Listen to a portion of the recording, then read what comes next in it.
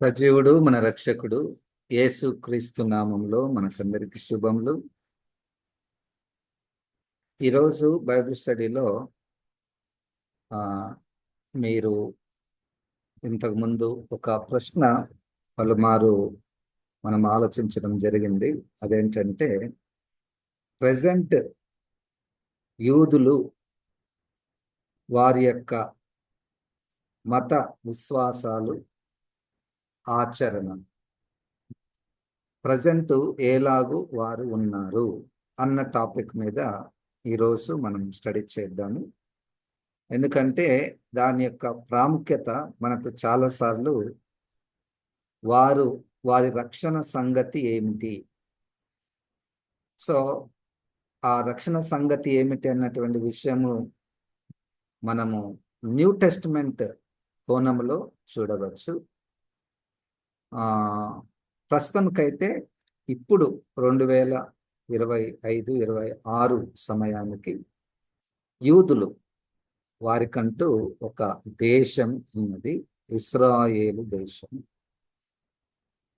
అది ఆసియా ఖండంలో ఉన్నటువంటి దేశము. దాని గురించి కొంత సమాచారము మనము విందాము. మొట్టమొదటగా ఈ యొక్క ఇశ్రాయేలు దేశంలో దాదాపుగా 70 నుండి 90 లక్షల మంది మాత్రమే ఉంటారు. మన దేశ జనాభా 150 కోట్లు. వాళ్ళది దాదాపుగా దగ్గర 1 కోటి మంది. ఈ 1 కోటి మందిలో మత ప్రాతిపదికన వారిని డివైడ్ చేస్తే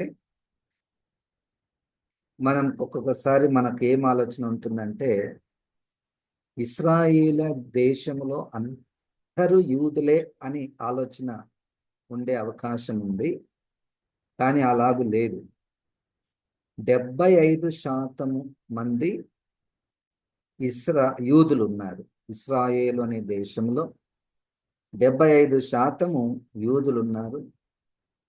18% ముస్లిం సహోదరులు ఉన్నారు. 2 లేదా 3% క్రైస్తవులు ఉన్నారు. ఇంకొక గుంపు వారిని డ్రూజ్ అనేటువంటి గుంపు వారు 1 లేదా 2% మంది ఉన్నారు. మిగిలినటువంటి వారు వేరే. మొత్తానికి చూస్తే యూదుల యొక్క పాపులేషన్ ఎక్కువగా ఉంది, రైట్? అయితే ఈ యొక్క యూదులలో ఇప్పుడు యూదులను మాత్రమే ఆలోచిద్దాం. ఆ క్రైస్తవులు, ముస్లిమ్స్, డ్రూజ్ అనేటువంటి వారు కాక 75% మంది ఉన్నటువంటి ఈ యొక్క యూదులలో కూడా 4 గుంపుల వారు ఉన్నారు. ఈ సమాచారం మనం వింటున్నప్పుడు మన క్రైస్తవ సమాజము, విశ్వాసాలు, పండగలు, ఆచరణ, జీవన విధానము కూడా మనసులో పెట్టుకొని ఆలోచించడానికి ప్రయత్నం చేద్దాము. ఇప్పుడు మనకు మన క్రైస్తవులలో మేజర్ బ్రాడ్ డివిజన్స్ ఏంటివి? 3 డివిజన్స్ ఉన్నాయి. 1 రోమన్ క్యాథలిక్స్, 2 ప్రొటెస్టెంట్స్, 3 ఆర్థోడాక్స్ అని ఉంటారు. అయితే ఈ ప్రొటెస్టెంట్లో కూడా రకరకాలైనటువంటి గుంపుల వారు, డినామినేషన్స్ వైజ్గా మనం చూస్తాం. అయితే ఇప్పుడు ఉన్నటువంటి ఇశ్రాయేలు దేశంలో యూదుల యొక్క జనాభాలో 75% ఉన్నటువంటి యూదుల జనాభాలో 4 గుంపుల వారు ఉన్నారు. ఈ 4 గుంపుల వారి యొక్క వాళ్ళ పేర్లు, మొట్టమొదటి గుంపు పేరేం పేరంటే హిలోని అనేటువంటి పేరు. ఈ గుంపు వారు ఎక్కువ మందే ఉన్నారు. దాదాపుగా 45% మంది, దాదాపుగా 50% అనుకోండి. వీళ్ళు ఎక్కువగా సెక్యులర్ గా ఉంటారు. సెక్యులర్గా ఎక్కువగా ఉంటారు, కానీ యూదా సంస్కృతులను మాత్రం పాటిస్తారు. యూదా సంస్కృతులను పాటించే గుంపు యూదులలో హిలోని అనేటువంటి గుంపు. రెండవ గుంపు మసోటి. మసోటి అనేటువంటి వారు ఒక 20-30% మంది ఉంటారు. వీరైతే కొంచెము అంటే వీళ్ళు మసోటి అనేటువంటి వీరు ఎక్కువగా మిడిల్ ఈస్ట్ నుంచి, ఆఫ్రికా ఖండం నుంచి వచ్చినటువంటి వారు. అంటే ఎప్పుడో చెదిరిపోయారు కదా వీరందరూ కూడా. ఈవెన్ ఇప్పుడు కూడా మన ఇండియాలో కొచ్చిన్ అనేటువంటి కేరళ రాష్ట్రంలో కొచ్చిన్ అనేటువంటి ప్రాంతంలో యూదులు ఉన్నారు. అట్లే వాళ్ళకు ఇండిపెండెన్స్ వచ్చిన తర్వాత వారు ఆ దేశాలకు వెళ్ళారు. సో మసోటి అనేటువంటి వారు ఆ మిడిల్ ఈస్ట్ మరియు ఆఫ్రికా దేశాల నుంచి వచ్చినటువంటి వారు. వీరు మాత్రము మరీ అంత సెక్యులర్గా కాకుండా దేవుని పట్ల ఎక్కువ శ్రద్ధ. వారు సెక్యులర్ మరియు రిలీజియస్ని కలిపి బ్రిడ్జ్ చేసుకుంటారు. మూడవ గుంపు డాటి అనేటువంటి గుంపు. వీళ్ళని జాయనిస్ట్స్ అని కూడా అంటారు. జాయనిస్ట్ అంటే సియోనుకు జాయన్ అంటారు కదా. వీళ్ళు మాత్రము డాటి అనేటువంటి గుంపు యూదులలోనే వాళ్ళకు జాతి వాళ్ళు అనుకోండి. వాళ్ళు దేవుడన్నా వారి యొక్క సమాజ మందిరాలన్నా ఎక్కువగా ప్రయారిటీని ఇస్తారు. వీళ్ళు తక్కువ, ఒక 12% మంది ఉంటారు. తర్వాత నాలుగో గుంపు హరేడి. వీళ్ళు మాత్రం పక్కా వారికి ఇంకా దేవుడే, ప్రార్థనలే, వాక్యమే ఎక్కువగా శ్రద్ధ. ప్రొటెస్టాంటిజం స్టార్ట్ అయిన దినములలో, అంటే ఇప్పుడు మన క్రైస్తవుల గురించి చెప్తుంది, ప్రారంభంలో యూరప్లో క్రైస్తవులలో ఒక గుంపు తయారైంది. ఆ గుంపు పేరేమన్నారంటే ప్యూరిటనిజం అన్నారు. ప్యూరిటన్స్ ఎంత దైవభక్తి, దేవుడు, వాక్యము అంటే ప్యూరిటన్స్ యొక్క విశ్వాసాలలో ఒక సినిమా కూడా చూడకూడదు. ప్యూరిటన్ విశ్వాసాలలో క్రిస్మస్ సెలబ్రేషన్ లేదు, గుడ్ ఫ్రైడే లేదు, ఈస్టర్ లేదు. ఉంటే వాక్యానుసారంగానే ఉండాలి అని క్రైస్తవులలో ఒక గుంపు ఉండేది. అటువంటి గుంపే యూదులలో హరేడి అనేటువంటి గుంపు. సో పక్కా వాళ్ళు వాక్యం అంటే ఇంకా వాక్యం. వీళ్ళు ఇప్పుడు వారి యొక్క విశ్వాసాలు గురించి, they believe in only one God, indivisible. మనలాగా తండ్రి, కుమార, పరిశుద్ధాత్మ, త్రియేక దేవుడు అనేది వారు నమ్మరు. ఒకటే ఒక్క దేవుడు ఉన్నాడు. వీరు విశ్వాసాలలో చనిపోయిన తర్వాత ఇంకొక జీవితము ఉంది అని కూడా నమ్ముతారు. వీరు డైలీ ప్రేయర్స్, ఒక యూదుడు డైలీ ప్రతిరోజు 3 సార్లు ప్రార్థన చేయండి. వారి విశ్వాసాలలో ప్రధానమైనది 3 సార్లు వారు ప్రార్థన చేయండి. మరియు వారికి దాదాపుగా చాలా రకాలైనటువంటి పండుగలు ఉంటాయి. దాంట్లో అతిపెద్ద పండుగ 7 రోజుల పండుగ, తిష్రై అనేటువంటి మాసంలో జరిగే పండుగ. ఆ పండుగ పేరు పస్కా పండుగ, పాస్ఓవర్, ఫెస్టివల్ ఆఫ్ పాస్ఓవర్.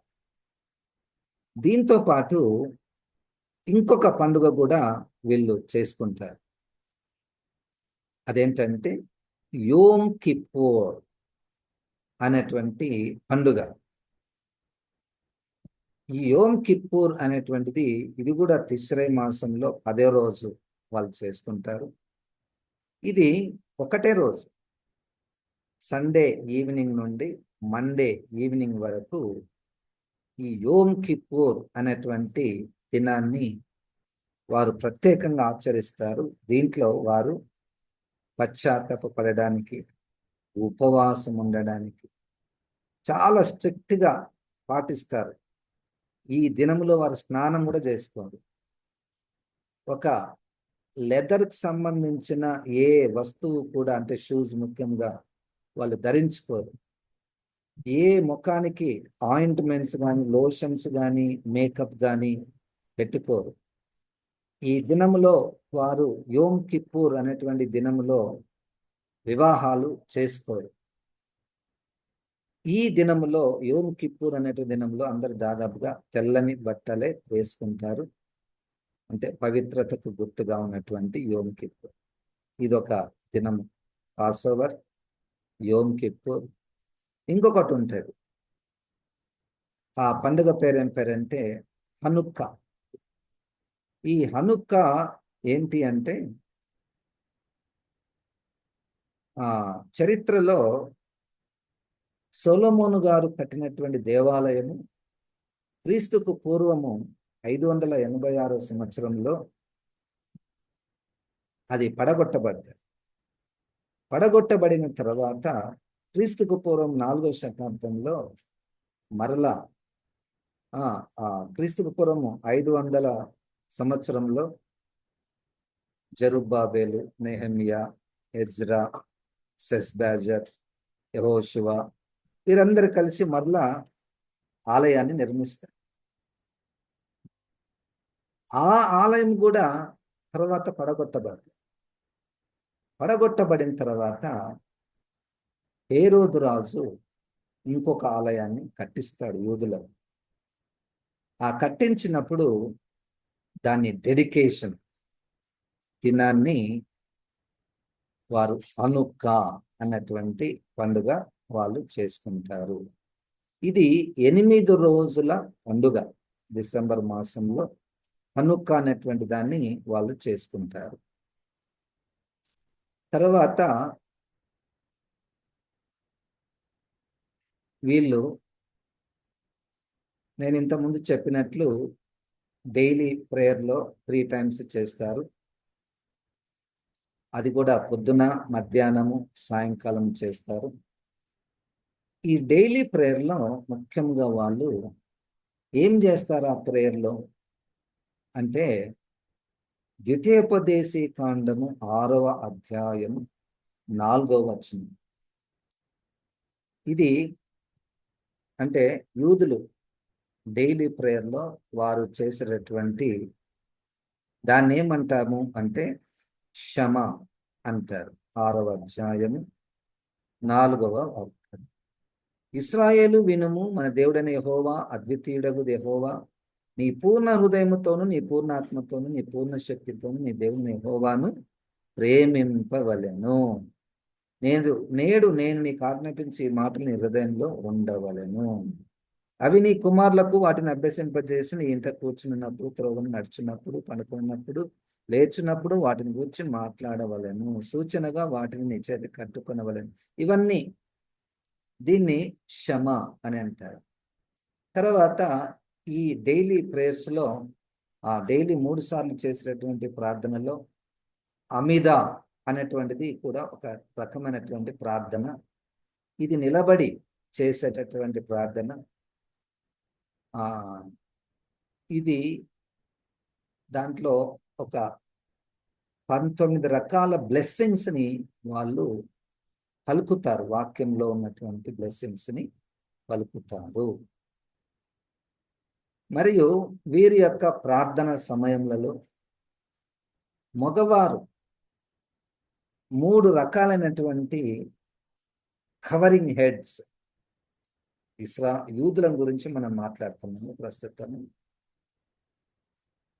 తలిత్ అన్నటువంటి ఒక షాల్, హెడ్ షాల్, ప్రార్థన చేస్తున్నప్పుడు ఆ షాల్ వాళ్ళు కప్పుకుంటారు. తర్వాత టెఫ్లిన్ అంటే ఇక్కడ నుదుటి మీద టెఫ్లిన్ అనేటువంటిది, అంటే దాని మీద వాక్యం ఉంటుంది. ఆ వాక్యం ఒక చిన్న డబ్బాలో ఉంటుంది. ఆ డబ్బా అంటే ఒక చిన్న డబ్బా మాదిరి, దాన్ని ఇక్కడ నుదుటి మీద కట్టుకుంటారు. తర్వాత స్కప్ప కిప్ప అంటారు. ఇంకొకటి కిప్ప అంటే ఇక్కడ వరకు మాత్రమే, అంటే మన తల స్కాల్ప్ కవరింగ్ కొరకు అది కూడా వేసుకుంటారు మగవారు. దాదాపుగా ఇప్పుడు యూదులలో ప్రతి వారానికి ఒక్కసారి వారు సమాజ మందిరములలో కూడుకుంటారు.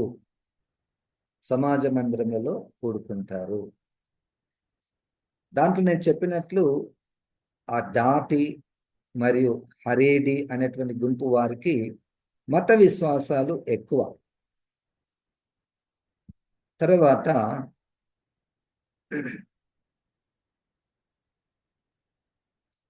షబ్బాత్ అనేటువంటిది కూడా ఒక ప్రత్యేకమైనటువంటి హోలీ డే, పరిశుద్ధమైనటువంటి దినం. ఇది షబ్బాత్ అనేటువంటిది ప్రతి వారంలో ఫ్రైడే సాయంకాలం నుండి సాటర్డే సాయంకాలం వరకు జరిగేటటువంటి ఒక ప్రత్యేక పరిశుద్ధమైనటువంటి దినము. ఇక్కడ వాళ్ళు ఈ షబ్బాత్ అనేటువంటిది the day of the rest, కుటుంబం అంతా కలిసి భోజనం చేయుట. సో ఆ విధంగా ఆ షబ్బాత్ ఒక దినము ఉంటుంది. అయితే వారు ప్రతి వారము ఈ సమాజ మందిరంలో కూడుకున్నప్పుడు ఏం చేస్తారు? వారు తోరా అంటే మనము దేన్నైతే ధర్మశాస్త్రం అని అంటామో దాన్ని చదువుతారు. మరియు అది ఒక ప్రార్థన దినముగా వారు ఆచరిస్తారు. ఈ యొక్క మనకైతే చర్చిలో పాస్టర్ ఉన్నట్టు, యూదులకు సమాజ మందిరములలో రబ్బీ లేదా క్యాంటర్ అంటారు. ఆ వ్యక్తి ఆ సంఘాన్ని నడిపిస్తారు. తోరా అంటే ధర్మశాస్త్రం చదవడం మరియు దాని మీద ప్రసంగాలు కూడా చేస్తారు. అందరూ కలిసి ప్రార్థనలు కూడా చేస్తారు. ముఖ్యంగా ఎక్కువ మంది హెబ్రీ అన్నటువంటి ఆదిమ భాషలోనే చదవడము, ప్రార్థన చేయడము, పాటలు పాడడము, ప్రసంగించడము హెబ్రీ భాషలోనే జరుగుతుంది. కానీ ఆ 4 గుంపులలో పైన 2 గుంపులు చెప్పాను కదా, వారు మాత్రము మిగిలినటువంటి, ఎందుకంటే వాళ్ళు మిడిల్ ఈస్ట్ నుంచి, ఆఫ్రికా దేశం నుంచి వచ్చారు కాబట్టి వాళ్ళ భాషలో కూడా చేసుకుంటారు. ఓకే, సో ఈ విధంగా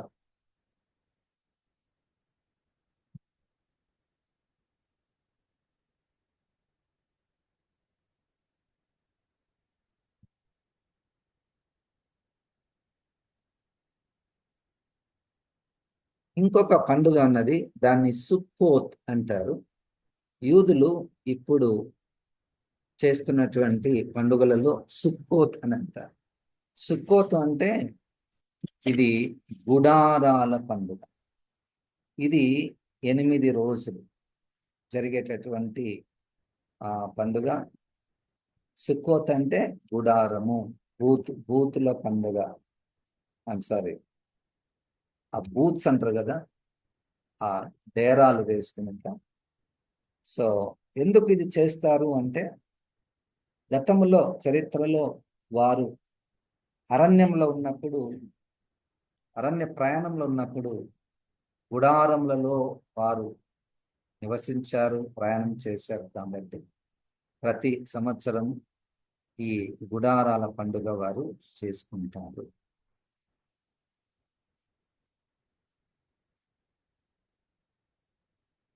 తర్వాత పూరీం, ఇది మనకు బైబిల్లో ఎస్తేరు గ్రంథంలో మనం చూస్తాము. పూరిం అన్నటువంటి పండుగ ఫిబ్రవరి లేదా మార్చి సమయంలో ఇప్పుడు కూడా సెలబ్రేటింగ్. దేన్ని అక్కడ మనం చూస్తే పర్షియా రాజ్యములో ఇస్రాయేలులను చంపాలని హామాన్ ప్రయత్నం చేసినప్పుడు అక్కడ ఇస్రాయేలీలు ఎస్తేరు ఉపవాస ప్రార్థన ఉంది. ఎస్తేరు ద్వారా వారు ఎట్లా విడిపించబడ్డారు, అంతమంది చనిపోకుండా ఉన్నారు. సో దాన్ని గుర్తు చేసుకోవడానికి వారు ఆ పూరిం అనేటువంటి పండుగ చేసుకుంటారు. దాంతోపాటు ఇంకా కొన్ని చిన్న చిన్న ప్రత్యేకమైనటువంటి దినములు. టుబిష్వాత్ అనేటువంటి పండుగ, ఇది న్యూ ఇయర్ ఫర్ ట్రీస్. దాన్ని కూడా ప్రత్యేకంగా వాళ్ళు సెలబ్రేట్ చేసుకుంటారు. ఇంకొకటి యోమ్ హషా. యోమ్ హషా అంటే చరిత్రలో హోలోకాస్ట్ అంటే యూదులను జర్మనీ వారు హిట్లర్ కాలంలో ఊచకోతకు వస్తారు. సో అప్పుడు కొన్ని వేల మంది యూదులు చనిపోతారు. దాన్ని గుర్తు చేసుకోవడానికి యోమ్ హషా అన్నటువంటి దినాన్ని వాళ్ళు ఆచరిస్తారు. తర్వాత ఇండిపెండెన్స్ డే కూడా చేసుకుంటారు. తిషా బి ఆవ్. తిషా బి ఆవ్ అనేటువంటి ఇది ఒక ప్రత్యేక దినము. ఇదేంటంటే వాళ్ళ ఆలయము చరిత్రలో పడగొట్టబడిన దినం. ఈ దినములో వారు ఉపవాసం ఉంటారు, వాటిని గుర్తు చేసుకుంటూ. ఇది వాళ్ళ పండుగలు, వాళ్ళ ప్రత్యేక దినములు, వాళ్ళ యొక్క విశ్వాసాలు, వాళ్ళ యొక్క జనాభా. యూదులలో ఉన్నటువంటి 4 రకాలైనటువంటి గుంపులు. ఇప్పుడు వాళ్ళ బైబిల్ గురించి ఆలోచించేది. మనకు ఉన్నటువంటి బైబిల్లో, అంటే క్రైస్తవులకు ఉన్నటువంటి బైబిల్లో 66 పుస్తకాలు ఉన్నాయి. మేజర్గా యూదులకు ఉన్నటువంటి పుస్తకాన్ని నేను ఇంతకుముందే చెప్పాను, టనక్ అని అంటారు. అంటే అది యాక్రోనిమ్, అది పదము కాదు కానీ అక్షరాల కలయిక, అబ్రివేషన్ అంటాం కదా. సో అట్లా ఫస్ట్ తా అంటే తోరా, మొదటి పుస్తకాలు 5 పుస్తకాలను తోరాని. నా అంటే నవీం. నవీం అంటే ప్రాఫిట్స్ లైక్ ఐజయా, జెరమయా, ఎజికియల్, ప్రవక్తలు. మరియు కెతూబిం అంటే రైటింగ్స్, అంటే కీర్తనలు, సామెతలు, యోబు, దానియేలు. సో ఈ విధంగా ఆ 3 కలయికలను, అంటే రైటింగ్స్, ప్రాఫిట్స్ అండ్ తోరా, ఈ 3 కలిపి వాళ్ళకు మేజర్గా ఉన్నటువంటి రిలీజియస్ హోలీ బుక్. దాంతో పాటు వాళ్ళకు ఇంకా కొన్ని ఏమంటారంటే మిష్నా అనేటువంటి ఒక పుస్తకం ఉంది. ఈ మిష్నా అనేటువంటి పుస్తకం ఏంటంటే oral traditions or oral beliefs. అంటే కొన్ని వందల సంవత్సరాలుగా, అంటే నాట్ రిటర్న్ అనేటువంటిది తర్వాత వచ్చింది, ప్రింట్ లేదా రాయుట అనేటువంటి తర్వాత. మొట్టమొదటిగా ప్రజలకు ఉన్నటువంటి విశ్వాసాలు ఉండేటివేది కదా, ఆ విశ్వాసాలన్నీ కూడా ఒక పుస్తకంలో రాశారు. కథలుగా ఒకరి తరం తర్వాత ఒకరు వాళ్ళ చెప్పుకొనడం ద్వారా, వాళ్ళ యొక్క సంస్కృతులలో అది కనబడటం ద్వారా దాన్ని అంతా కూడా ఒక పుస్తకంలో రాశారు. దాన్ని మిష్నా అని. తర్వాత ఇంకొకటి టాల్ముడ్ అని అంటారు. టాల్ముడ్ అంటే మనము తోరా ప్రకారము ఎట్లా జీవించాలి, మన ప్రవర్తన, మన లైఫ్ స్టైల్, టాల్ముడ్ అని అంటారు. ఇంకొకటి ఉంది పుస్తకం. ఇప్పుడు మనము ఈ తనక్తో పాటు మిష్నా, టాల్ముడ్, ఇంకొకటి మిద్రాష్. మిద్రాష్ అంటే ఇస్ నథింగ్ బట్ కామెంటరీ. అంటే తోరాలో ఉన్నటువంటి వచనాలకన్నిటికీ అర్థాలు చెప్పుకుంటూ వివరించే పుస్తకాన్ని మిద్రాష్ అని. ప్రస్తుతము ఇస్రాయేలు దేశంలో ఉన్నటువంటి 75% ఉన్నటువంటి యూదులు క్రొత్త నిబంధనను అంగీకరించడం లేదు. ఇది అసలైనటువంటిది. అసలు వాళ్ళ క్రొత్త నిబంధన లేదు. ఇది మొత్తం. మరియు యేసుక్రీస్తుని గురించి వారు ఏం ఆలోచన చేస్తున్నారు? వాళ్ళు అంటారు, యేసుక్రీస్తు ఉన్నాడు, మొదటి శతాబ్దంలో ఉన్నాడు, యేసుక్రీస్తు మంచి బోధకుడు, రబ్బీ, కానీ ఆయన మెస్సయ కాదు. మెస్సయ కాదు. కానీ ఇప్పుడున్నటువంటి యూదులలో ఒక్క గుంపు వాళ్ళు ఉన్నారు,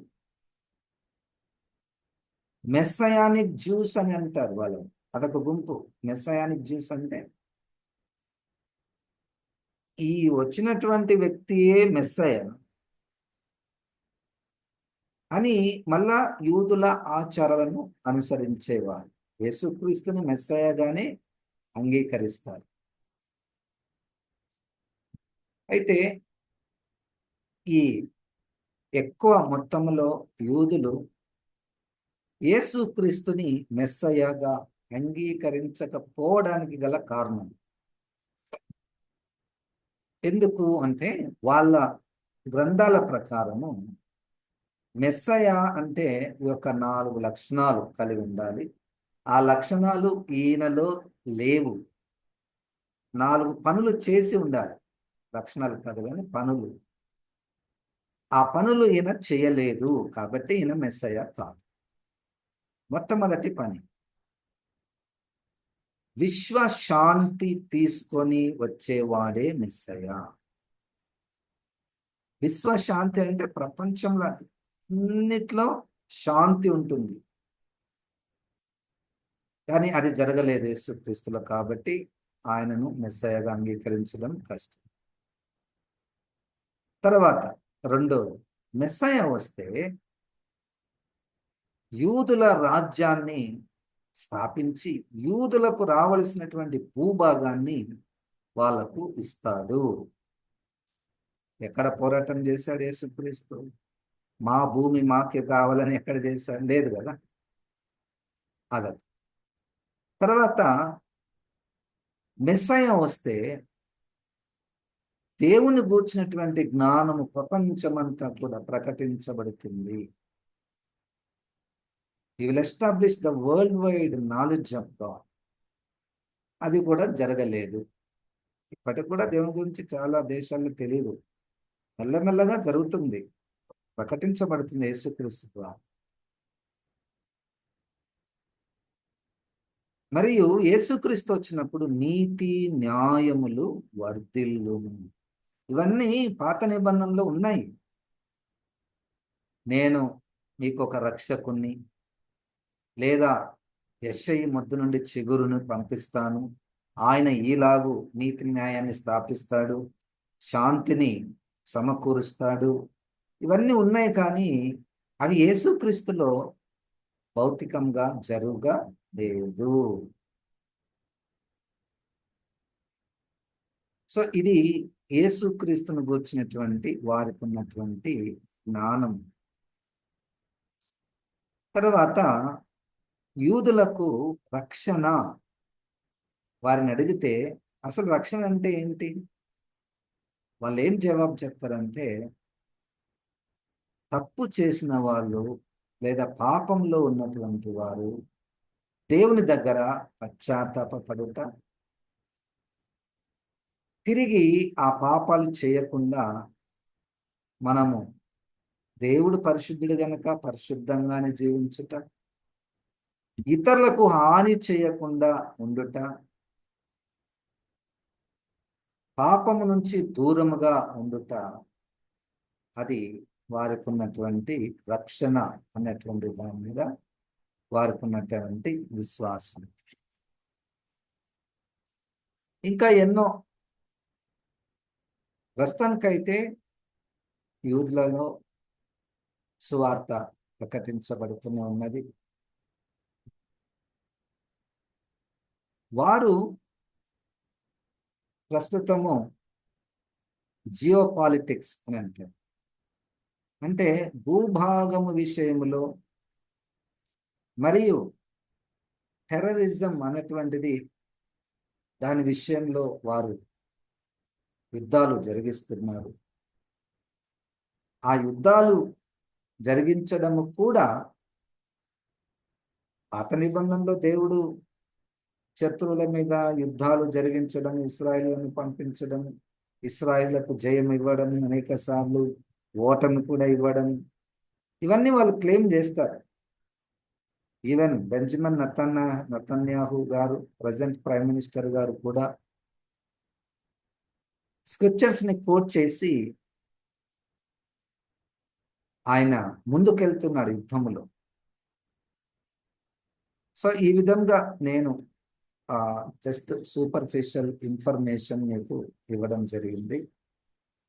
ఇంకా మనం ఎంతగానో తెలుసుకొనవచ్చును. ఇప్పటికైతే ఈ సమాచారము మనకు ఉన్నది.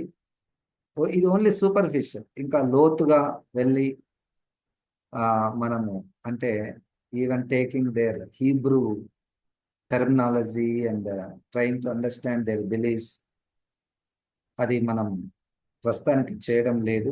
ఎందుకంటే అది మన సబ్జెక్ట్ కాదు. కాబట్టి మనం బైబిల్, వీఆర్ క్రిస్టియన్స్, మనము వాళ్ళ దాన్ని కొంత సమాచారము తెలుసుకోవడానికి ప్రయత్నము చేశాము.